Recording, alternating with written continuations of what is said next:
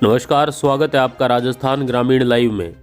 टोंक जिले की मालपुरा पंचायत समिति की ग्राम पंचायत डिग्गी के वर्तमान सरपंच श्रीमती हलीमा बानो व उनके प्रतिनिधि हकीम खान से पंचायत में विकास कार्यों के मुद्दों पर चर्चा की गई। बीते 4 साल के कार्यकाल में सरपंच हलीमा बानो ने क्या क्या विकास करवाए और क्या उनकी भूमिकाएं रही, आइए जानते हैं इस खास मुलाकात में।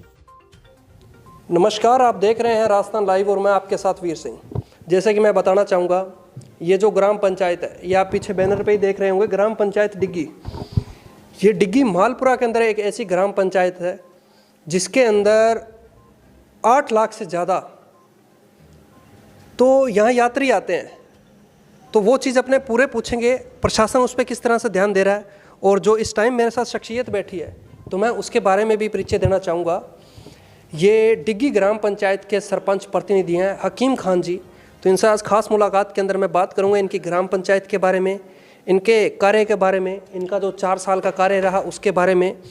जो इनकी मिसेज है वो यहाँ से सरपंच है श्रीमती हलीमा बानो, तो वो उनका जो काम काज है ग्रामीण क्षेत्र के अंदर, तो ये प्रतिनिधि के रूप में उनके हस्बैंड देख रहे हैं। तो अपने इनसे बात करेंगे और ये भी जानेंगे जिस तरह से मैं इनके ग्रामीण क्षेत्र में जाके और इनका फीडबैक निकाल के लेके आया हूँ और ग्रामीणों से मैं मिला हूँ, तो उस चीज़ पे भी मैं चर्चा करना चाहूँगा। सरपंच साहब, पहले तो हमारे चैनल के अंदर आपका बहुत बहुत स्वागत है।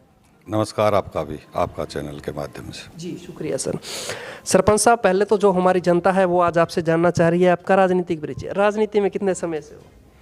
नहीं, हम तो राजनीतिक से 4-5 साल से हैं। जब से सरपंच बने हैं ना, जब से राजनीतिक का काम करते हैं। जी सर, ग्रामीण आपसे संतुष्ट हैं? मैं जैसे कि आपको बताना चाहूँगा, मैं आपके क्षेत्र के अंदर जब मैं घूम के आया हूँ, वहाँ मैंने देखा, ग्रामीणों से मिला, ग्रामीण आपसे संतुष्ट हैं। काफ़ी बड़ी आपकी ग्राम पंचायत है, 8,500 के समथिंग आपकी वोटिंग है, और उसके बाद में भी आप काफ़ी अच्छे वोटों से यहाँ से विजय होके आए और अच्छा प्रभाव है, अच्छा वर्चस्व है। ये मैं आपकी तारीफ़ नहीं कर रहा हूँ, मैं लोगों से पूछ के आया हूँ, वो चीज़ आपके आगे रख रहा हूँ। इसके पीछे का रीज़न जानना चाहूँगा, ये कैसे हो पाया, किस तरह से आप इसको मेंटेन कर रहे हो? आज दूसरे सरपंच भी आज आपको देख रहे हैं पूरे राजस्थान। जी, मेरी पहली प्राथमिकता यह है कि ये एक हमारे यहाँ पर मंदिर श्री कल्याण जी महाराज का मंदिर है।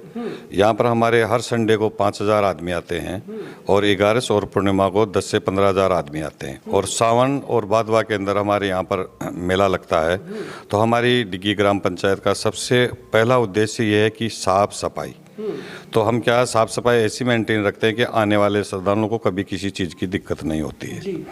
और मेले के अंदर हम 50 से 60 कर्मचारी लगा के रखते हैं और 4-5 ट्रैक्टर रखते हैं, ताकि पूरी डिग्गी को सफाई के अभाव से हम देखते हैं। जी सर, आपका काम क्या रहता है एक सरपंच होने के बावजूद, एक भामाशाह के रूप में ले लीजिए, एक बार इस पद को साइड में रखते हुए जब ये श्रद्धालु आते हैं तो आप उनके लिए मैनेजमेंट का सिस्टम देखते हो? ये एक सरपंच के नेतृत्व होने से पहले भी आप देखते थे या उसके बाद में आपने देखना चाहा?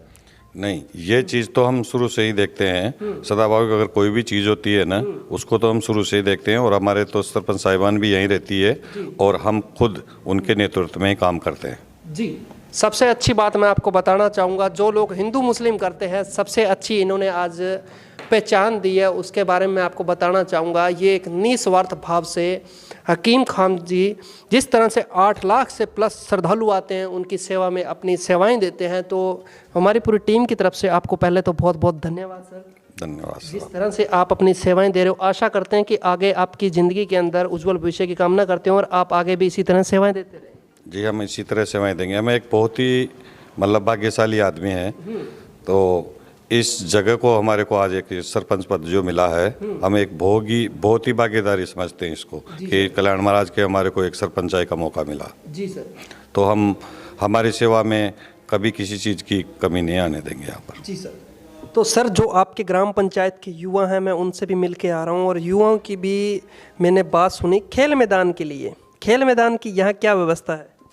जी, हमारे यहाँ खेल मैदान सैंक्शन है जी, और इस बार हम उस खेल मैदान को डेवलपमेंट कराएंगे। चरागा के अंदर 8 बीघा के समथिंग हमारा खेल मैदान है, उसको अब की बार उसका डेवलपमेंट कराएंगे। जी सरपंच साहब के 2 साल अगर बात करें तो कोविड में निकल गए और फिर ये आचार संहिता आ गई। अब समय आपके पास मात्र 1 साल भी नहीं कह सकते, 8 या 6 महीने मात्र बचे हैं। इसके अंदर आपको भागा दौड़ी करनी पड़ेगी और खेल मैदान के लिए अब युवाओं को क्या संदेश देना चाहते हो? आज आपके ग्राम पंचायत के युवा भी देख रहे हैं। जी, हम खेल मैदान को बहुत ही जल्दी तैयार करवा देंगे। खेल मैदान की हमारी पहली प्राथमिकता है और एक गार्डन भी बनाएंगे हम सुंदर। एक ऐसा गार्डन बनाएंगे हम जो हमारी मेघसागर तालाब की पाल है उसके ऊपर बहुत ही अच्छा डेवलपमेंट करके जाएंगे हम गार्डन का, ताकि आने वाले समय में यह याद रहेगा कि ये डिग्गी में भी एक गार्डन है। कोई पर्यटक स्थल के लिए हमारे यहाँ पर घूमने की कोई जगह नहीं है, तो हम एक बहुत ही शानदार गार्डन बनाने की योजना बना रखी है। जैसे आचार संहिता खुलती है 10-5 दिन में सारे काम स्टार्ट करा देंगे। जी, आप सभी ग्रामीणों के लिए बहुत खुशी की बात है, जैसे कि सरपंच साहब ने बताया कि हम आने वाले दिनों के अंदर हमारे कार्यकाल के अंदर एक अच्छा गार्डन का निर्माण भी करेंगे और युवाओं के लिए खेल का मैदान भी बनाएंगे।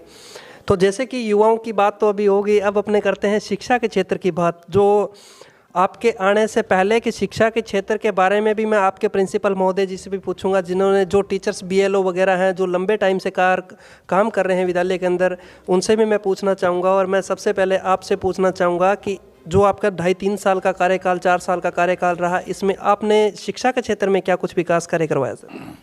शिक्षा के अंदर हमने जो 2 हमारी स्कूलें थी उनको दोनों को क्रमोन्नत करवाया। एक को 5वीं से 8वीं करवाया और एक 8वीं को 12वीं करवाया। और जो हमारे ग्राम पंचायत के क्षेत्र के दायरे में आते हैं उनमें स्कूलों की 4 बाउंड्री करवाई है। 2 स्कूल 4 बाउंड्री करवाई है। और हमारी जो उच्च माध्यमिक विद्यालय उसके ऊपर हमने छत डलवाई है।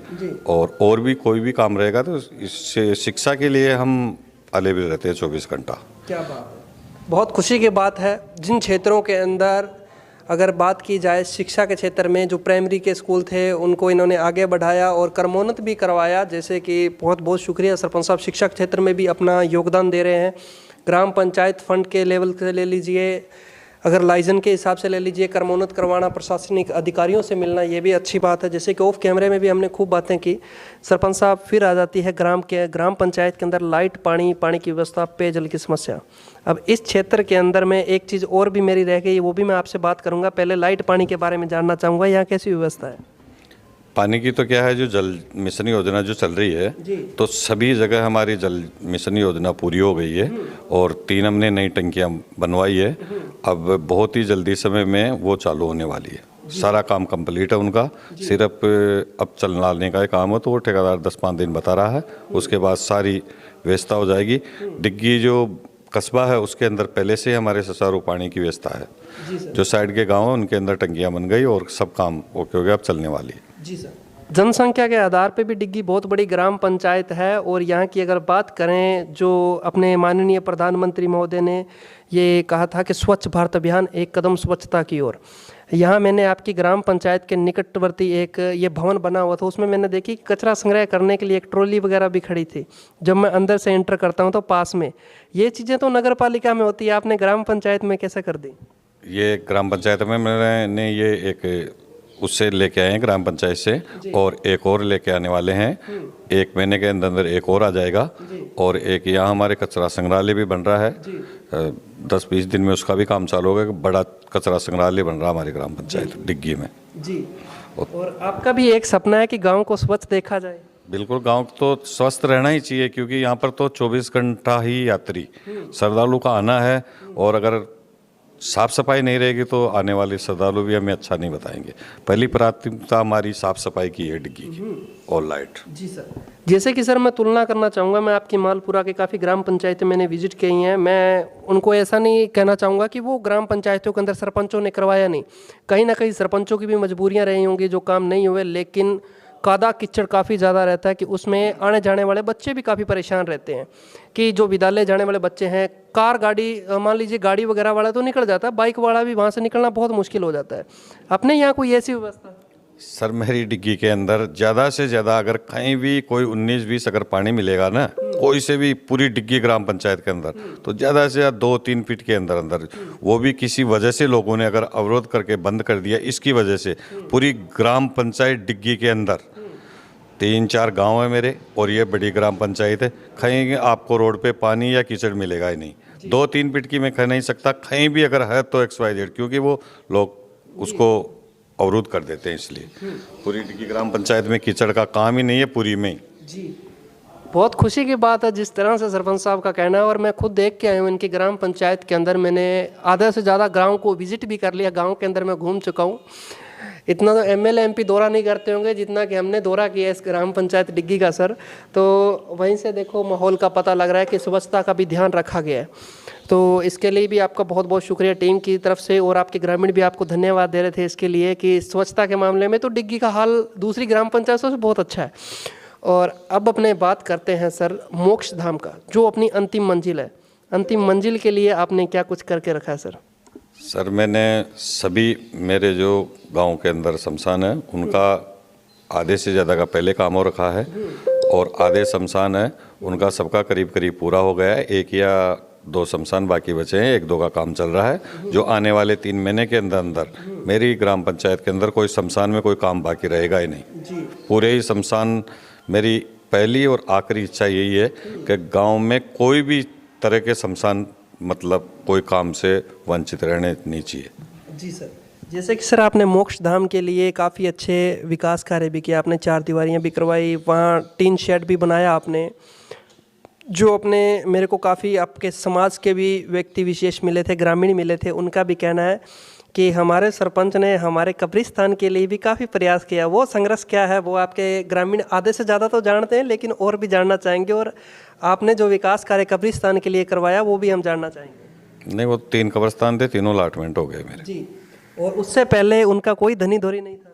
हाँ, वो तो आपकी है, सब अपना अपना करता है, जो भी अपना काम करेगा वो ही होगा, उसमें कोई दिक्कत काफ़ी संघर्ष करना पड़ा होगा इनके पट्टे वगैरह जारी करने के लिए। ना। वो तो संघर्ष तो करना ही पड़ता है। संघर्ष नहीं करेंगे, अगर कोई किसी काम में अगर ध्यान नहीं लगाएंगे तो कोई काम होगा नहीं। काम में तो संघर्ष करना पड़ता है, और संघर्ष का फल भगवान जरूर देता है। जी सर। तो सरपंच महोदय जी, अब मेरा लास्ट सवाल रहेगा आपसे। देखो काफ़ी समय हो गया कि जिस तरह डिग्गी की तो जितनी बातें करें उतनी कम है, और मैं एक चीज़ और भी जानना चाहूँगा, जो बालिका शिक्षा की बात है, महिलाओं के लिए अगर कोई छोटा मोटा उद्योग धंधा इस क्षेत्र के अंदर है, या कोई आपका एक सपना हो, या अपनी सरपंच महोदय जी का सपना हो कि ऐसा काम आने वाले दिनों के अंदर भी हमारी ग्राम पंचायत में हो कि एक अलग रूप दे हमारी ग्राम पंचायत को, तो ऐसा कभी सोचा कुछ? हमारे यहाँ पर एक राजीविका विभाग भी चलता है, जिससे बहुत महिलाओं को कारोबार मिलता है। उनको अंदर वो राजीविका समूह बना रखा है, तो उस राजीविका समूह में वो जोड़ती है और अपना सामान बना के परचेज करती है। और दूसरा हमारे यहाँ पर इंदिरा रसोई भी है डिग्गी में। इंदिरा रसोई अभी 2-3 महीने पहले चालू की है हमने, एक इंदिरा रसोई। तो उसमें भी जो काम कर रही है महिलाएं, उनको भी उनका वेतन मिलता है, और एक इंदिरा रसोई चलाने की और योजना चल रही है। तो हमारे यहाँ पर कोई भी गरीब आदमी है तो 8 रुपये में खाना खाए और आराम से अपने वो हो जाए। क्या बात है, ये भी बहुत अच्छी बात है। ग्रामीण क्षेत्रों के अंदर जिस तरह से इंदिरा रसोई का इन दिनों में प्रचलन हो रहा है, तो वो डिग्गी के अंदर भी इंदिरा रसोई लेके आए हैं, इसमें भी इनकी बहुत बड़ी योगदान है। तो सरपंच साहब इसके लिए भी धन्यवाद। सरपंच साहब, आने वाला 9 वर्ष पे अपने देशवासियों को क्या कहना चाहोगे, अपने ग्रामवासियों को क्या कहना चाहोगे, और आने वाले 3 तारीख को जो चुनाव हुए थे उनके जो विजेता हैं उनका नाम नॉमिनेट किया जाएगा, और काफ़ी लोग हैं जो मतभेद भी बना के बैठे हैं, बीजेपी, कांग्रेस, आरएलपी, अदरवाइज अन्य भी पार्टियां हैं, उनके लिए भी ये मेरी पार्टी वो मेरी पार्टी, संतुष्टिपूर्ण क्या कहना चाहोगे उनको? नहीं, मतभेद बनाना गलत बात है जी। जिसका जैसा काम है वो अपने आप जीत जाएंगे, और जिनके नसीब में होगा वो राज करेंगे। अपन आपस में किसी भी चीज़ का ये चीज़ रखना नहीं चाहेंगे। वोट डाल दिया, और सबसे समझदारी की बात है ये कि भाईचारा बना के रखें, और जिसके नसीब में है वो बन जाएंगे, और जो बनेगा वो सब अपना ही होगा। जी बिल्कुल बिल्कुल। 9 वर्ष पे क्या कहना चाहोगे? 9 वर्ष को सबको हार्दिक शुभकामनाएं हमारी डिग्गी ग्राम पंचायत की तरफ से, आर राजस्थान को। जी, तो ये मेरे साथ थे वर्तमान सरपंच प्रतिनिधि ग्राम पंचायत डिग्गी के, तो इन्होंने भी अपना कीमती समय दिया। तो सर आपका भी बहुत बहुत शुक्रिया, आपने समय निकाला। शुक्रिया, धन्यवाद साहब। जी, जय हिंद, जय भारत।